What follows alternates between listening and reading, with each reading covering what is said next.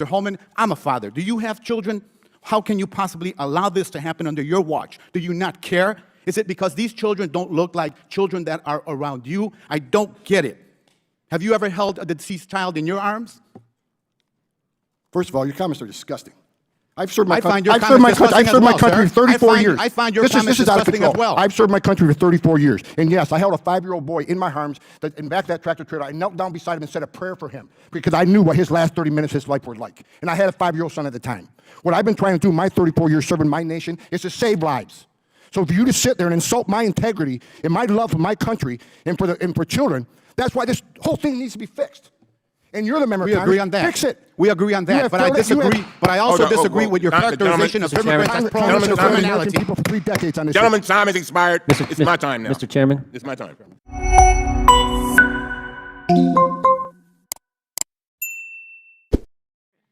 Earlier, my colleague from Maryland, Mr. Raskin, asked the panel how many people here believe that child separation is an effective policy in deterrence. And no one on the panel raised their hand. I just wanted to note that for the record, Mr. Chair. I wanted to ask a question from Professor Mukherjee. Is the United States violating or violated human rights agreements set by the United Nations in a family separation policy? Yes. International law is clear that family unity should be prioritized.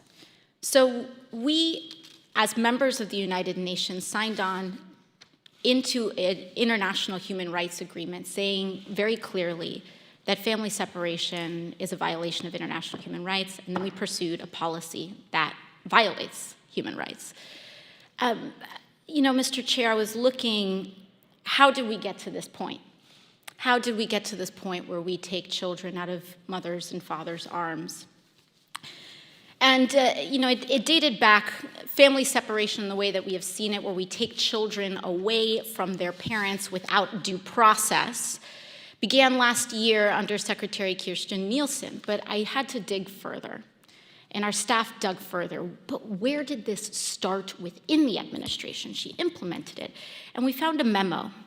It dates back to April 23rd of 2018, where there was an official recommendation to, quote, pursue prosecution of all amenable adults who cross our border, quote, illegally, even though this applied to legal asylum seekers in practice, including those presenting with a family unit between ports of entry in coordination with DOJ. Here is the memo that I would like to submit to the congressional record. What is the date on that?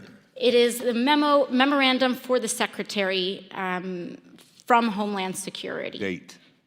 April 23rd, 2018, subject increasing prosecutions of immigration violations. Without objection. And so I looked at this memo, and it seems like this is the source of it. And it seems as though, Mr. Homan, that you are the author. It says here from yourself, Kevin Michalinen, and Francis Cisna. Is this correct? Did you sign the memo? I'd have to see what you... I'd be happy to provide it. And we'll provide it over, but I would like to note that here it says the official recommendation. There were 3 different options presented. The third included the option for family separation. This initiative would pursue prosecution of all amenable adults, including those presenting with a family unit. Mr. Homan, your name is on this, is this correct? Yes, I signed that memo. So you are the author of the family separation policy? I am not the author of this memo. You're not the author, but you signed the memo. Yes, a zero tolerance memo. So you provided the official recommendation to Secretary Nielsen on for the United States to pursue family separation. I gave Secretary Nielsen numerous recommendations on how to secure the border and save lives. But it says here that you gave her numerous options, but the recommendation was option 3, family separation. What I'm saying, this is not the only paper where we've given the Secretary numerous options to secure the border and save lives. And so the recommendation, of the many that you recommended family separation. I recommended zero tolerance. which includes family separation. The same as is with every U.S. citizen parent gets arrested when they're with a child. Zero tolerance was interpreted as the policy that separated children from their If I get arrested for DUI and I have a young child in the car, I'm going to be separated. When I was a police officer in New York and I arrested a father for domestic violence, I separated that father Mr. from his Holman, family. with all due respect, legal asylees are not charged with any crime. When you're into the country illegally, it's violation 8 United States Code 1325. Seeking asylum is legal. If you want to seek asylum, you go through the port of entry, do it the legal way. The Attorney General of the United States has made that clear. Okay. Chairman, I'm very proud to represent and to call the Massachusetts 7th my home. It is a home to 40% of our residents are immigrants. And today, those residents, those families are living in constant fear. At the hands of this administration, a fundamentally broken immigration system has truly been weaponized. On Wednesday, we heard heartbreaking testimony from Yasmin, a mother from Guatemala, who lost her 19-month-old baby girl, Marie, after pleading with ICE officials to provide her baby with adequate medical care and medicine. I have no shortage of fury for this injustice, this tragedy, this callousness. But in the time allotted to me as a member of Congress, I would instead like to focus on trying to save a life. Mr. Holman, I agree with you. There has been much too much death. So in that vein, I want to enlist your partnership in saving a life. Right now, ICE is depriving an asylum seeker, Mariana, of adequate medical care.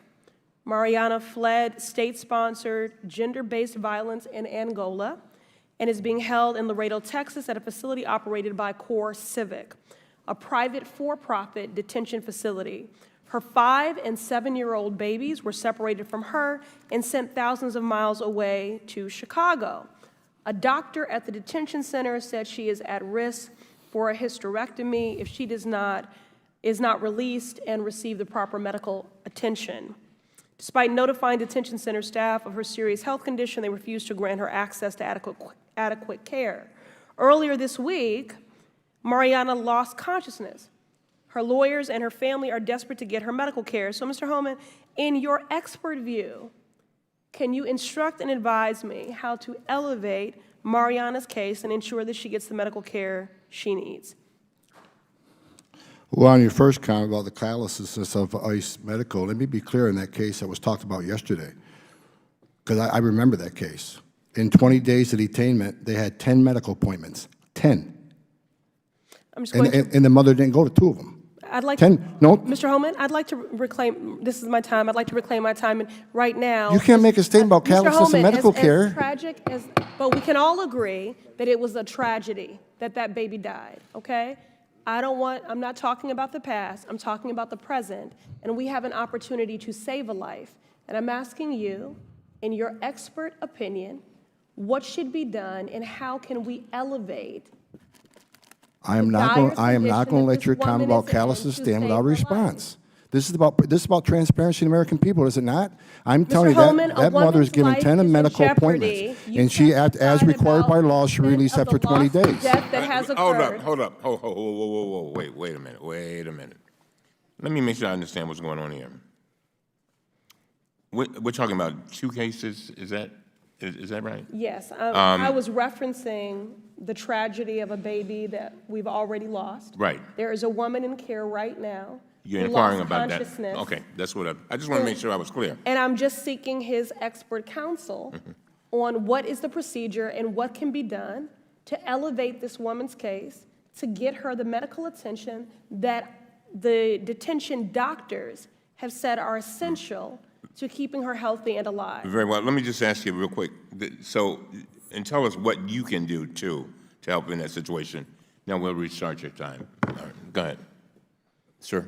But to make a statement about a baby that didn't die in ICE custody, Reclaiming my time. Let me Sir, state the question again. Is this where a hearing person- for Reclaiming my transparency to time, American Mr. people or Holman. not? Mr. Holman, I am not revisiting the past. Of course I not. offered it for context, and I said it was a tragedy, and we can all agree there have been far too many tragedies. You said there's been a lot of death. Let's stop the death. You can't blame the first death on ICE. We have an opportunity to save a woman's life.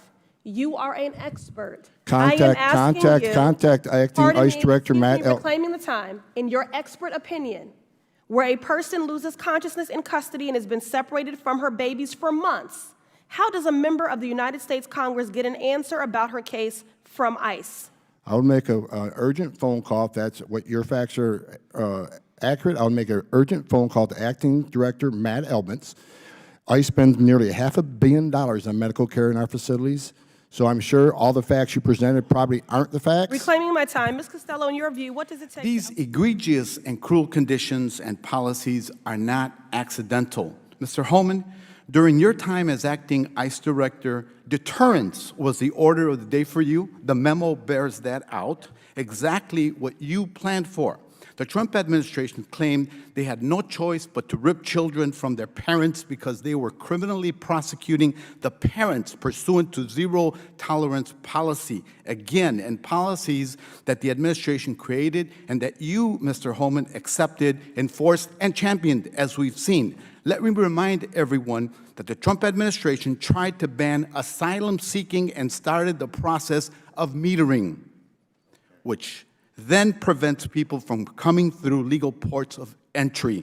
That exacerbated the crisis. People are desperately waiting months just to get in line and be granted the inalienable rights to due process. Mr. Holman, you have said that most immigrants are, quote, not criminals other than the criminal act that they do when they enter the country illegally. That is why I think we ought to revisit decriminalizing desperation, striking sections 1325 and 1326 of Title VIII of the U.S. Code, the statutes that the administration has leveraged to separate thousands of children from their families. Mr. Holman, do you understand that the consequences of separation of many children will be lifelong trauma and carried across generations? Have we not learned from the internment of Japanese Americans? Mr. Holman, I'm a father. Do you have children?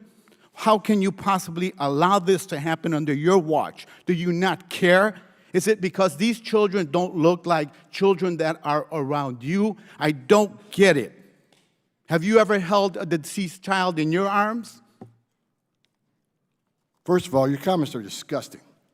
I've served my I country. find your I've served comments my country. I've disgusting served as my well, country for sir. 34 years. I find your this comments is out of disgusting control. as well. I've served my country for 34 years, and yes, I held a 5-year-old boy in my arms. That in back of that tractor trailer, I knelt down beside him and said a prayer for him because I knew what his last 30 minutes of his life were like, and I had a 5-year-old son at the time.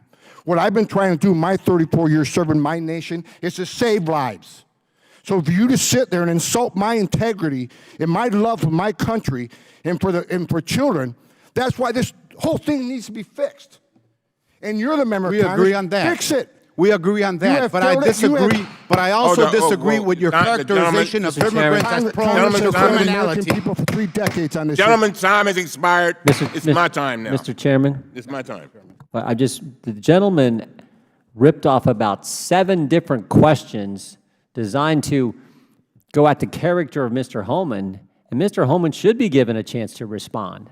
It was ridiculous, the way he just rattled them all off and wouldn't let him respond to them. Let me say this. I understand that, but first of all, I'm going to have civility in my hearings. All right? I agree. I have the floor. I understand, and I agree with you. I'm going to have civility. That's why I was banging, so that we could hear each person speak. I have been very courteous and very kind. Now, Mr. Holman, do you have something to say? No one in this room has seen what I've seen in my 34-year career. Very well. No one has experienced what I've experienced. I've saw many dead bodies coming across this border. And you want to talk about the memo? This memo is one option to stop death. Not just about enforcing the law, stop death. If you want to legalize illegal immigration, good luck with that, because it's going to get a hell of a lot worse on that border. If you say, well, okay, from now on, there will be no consequence, no deterrence. It's not illegal to come to this country illegally. More families would come. 31% women would be raped. More children would die. We're a nation of laws. If you don't like it, sir, change it. You're the legislator. I'm the executive branch, and I've served my country honorably for 34 years. And I will not sit here and have anybody say that I don't care about children because you're not the same color as my children. Thank you very much. It is my time.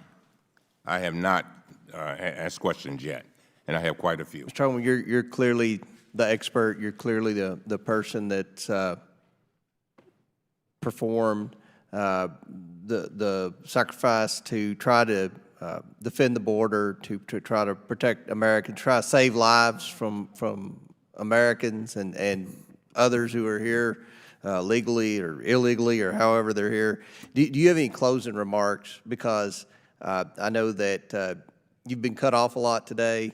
I'm very sorry that a member on the other side questioned your integrity, because clearly you are credible. You have served this country with honor, and I just wanted to give you an opportunity to have some closing remarks or touch on anything that's been mentioned in the last 30 minutes. I'll just say this: I've served my country for 34 years, and there was a comment made earlier that in my LinkedIn that I oversaw 300-some thousand. Actually, in the 4 years in my leadership, I oversaw 1 million illegal aliens being removed and be deported. And I got a Presidential Rank Award from President Obama for distinguished service. I've worked for 6 presidents, and I respect each and every one of them because they're the President of the United States, but my job as a career law enforcement officer is to execute a mission within the framework provided me, framework being money, resources, and policies. I executed a mission under President Obama in a leadership role at ICE, and I've executed the mission under President Trump a year and a half. I did my job. And a lot of this back and forth today, and I'll leave it with this. This situation at the border is the failure of Congress to act. These children are in bad conditions. My heart breaks for them. They shouldn't be in a Border Patrol jails weren't built for vulnerable populations like women and children.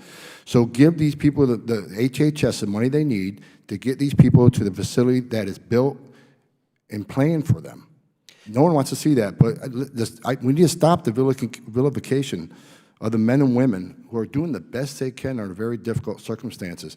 I was a Border Patrol agent. I know many Border Patrol agents. And they've shed many a tear of what's going on. I hope Congress will work with this administration and try to fix it. I do. I think we're a country of laws. We need to enforce the law.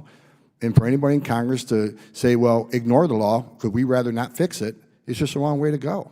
I asked if the Border Patrol and ICE would do their job. I asked Congress to do theirs.